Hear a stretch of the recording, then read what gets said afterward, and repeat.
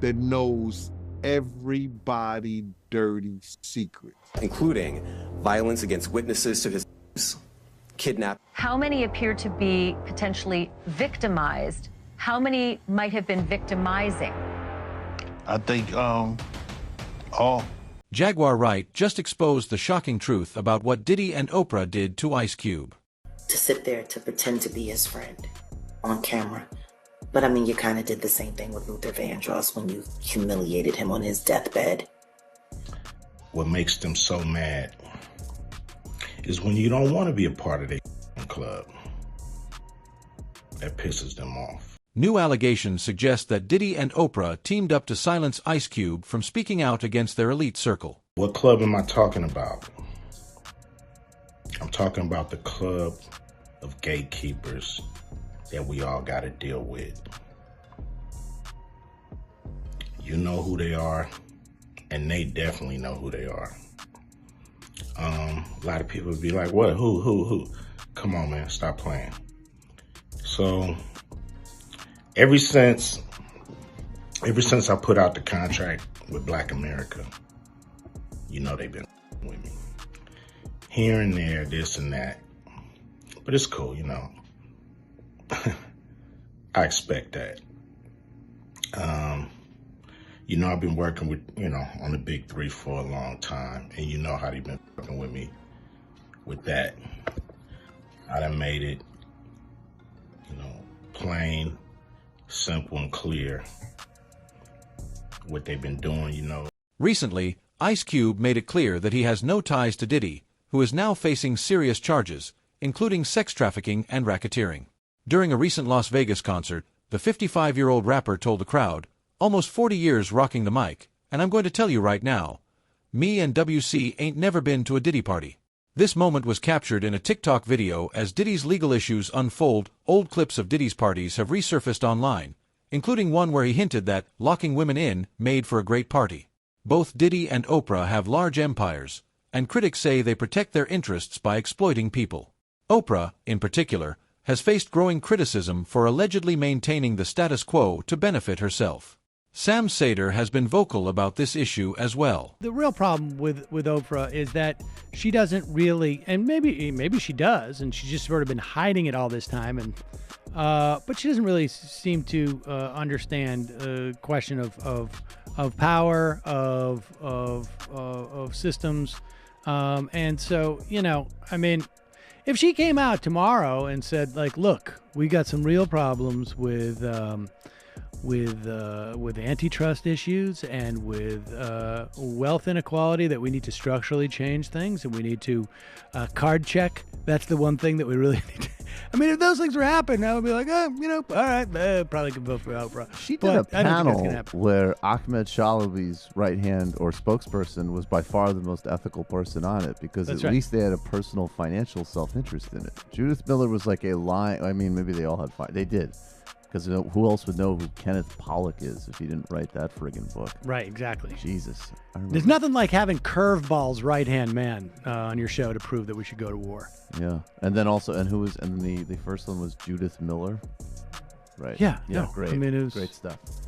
She's going to launch the wokest drone strikes.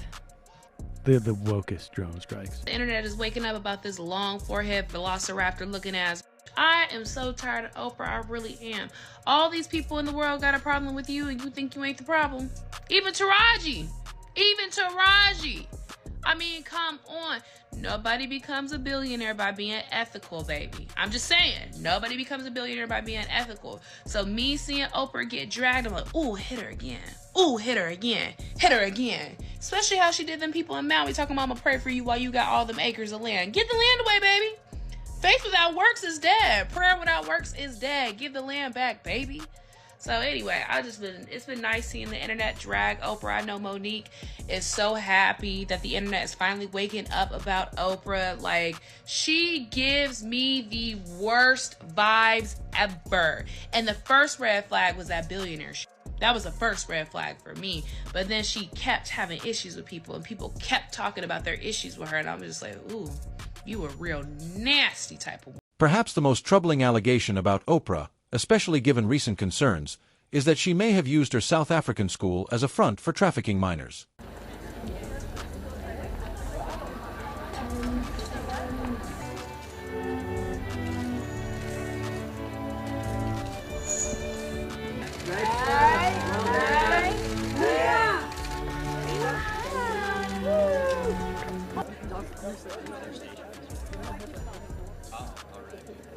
And I wanted to be able to be in control so I could manage what was going to happen in their lives. And so often what happens when you release it, it comes back to you. So that's what's happened. Magnificent that in the very beginning I could just tell, okay. It's just everything comes together at a point where you understand that your life is bigger than you ever imagined. You know, I never had children. Never even thought I would have children. And now I have $152, expecting 75 more next year. We arrested a former employee who was working at Oprah Winfrey Leadership Academy for Girls. She was arrested yesterday for several charges, including assault, indecent assault, as well as soliciting girls under the age to commit indecent assault. And she's now at the Vereeniging police cells. Matole Macheka for that. Thank you. I think the school has been open because they handed us a report of what was happening there, and they asked us to investigate what was happening there. And on our investigation, we arrested a woman who is a former employee. I think they have been open to make sure that all the criminal acts that have been taken place in the school are being investigated. When whispers started surfacing about what was really happening at her school, Oprah responded with a strangely insincere reaction. Something strange is going on with Oprah Winfrey's South African School for Girls. Go look and see what happened to them girls. So Oprah opened the school all the way back in 2007.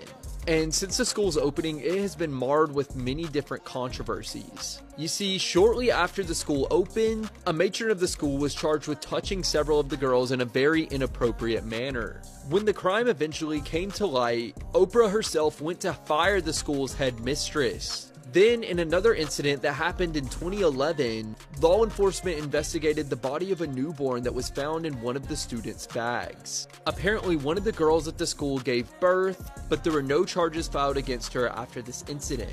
There were also other scandals the school was involved in, like in 2009 when 7 students were suspended for f***ing their classmates. And now there's a new scandal that the school is known for, as many people online have started spreading rumors that girls are disappearing from the school. According to these rumors, several students from the school have gone missing. But as of right now, nobody is sure why these rumors have started, as there is currently no news reporting that there have been missing girls at Oprah's school. Regardless, these rumors have managed to go viral all over TikTok and Twitter, and they continue to be spread to this day. I mean, that doesn't sound believable at all. But to believe that you can take them as property and them and sell them, and it's something from the dark ages, it is just so horrific. It was called Oprah Winfrey Leadership Academy for Girls, and it had girls there from grades 8 to 12. But look how weird this is. Number of students, 322. The faculty members, 666. Now there's a situation with missing children in South Africa. South Africa has seen a huge spike in child kidnapping and murder in the last few months. Civil organizations are worried that the country is losing its fight against the menace. Our reporter, Kalden Ongmu, has filed this story. Over the past few months, several posters like these have been circulating on social media. We're pleased to help find these missing children who have been allegedly kidnapped. Communities and civil society organizations believe that the issue of kidnapping is getting out of hand. According to the South African Police Service Missing Persons Bureau, a child goes missing every 5 hours in South Africa. A non-profit group, Missing Children South Africa, says the country is losing the fight against the rising number of child kidnappings. This seems way too coincidental, especially considering she was named on a list linked to Jeffrey Epstein, and we all know how he operated. I've spent so many years being silenced, not only by the perpetrators that have abused me, but also by society, and I'm tired of being silenced.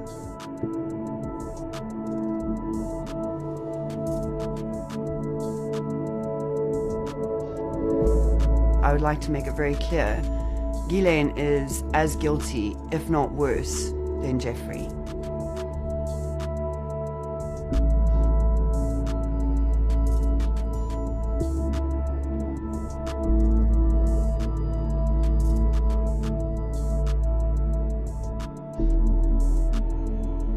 It was very difficult for me, a very vulnerable, naive 22-year-old.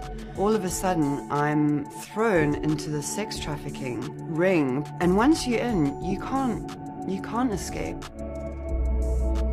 Ghislaine was the chief orchestrator. She engineered everything. You answered to Ghislaine. This is the same woman that grabbed my arm and forced me into a room to be raped by Jeffrey. None of us were safe with Jeffrey alive. And none of us are safe with Ghislaine and the co-conspirators out in the streets. Ghislaine needs to be behind bars for the rest of her life.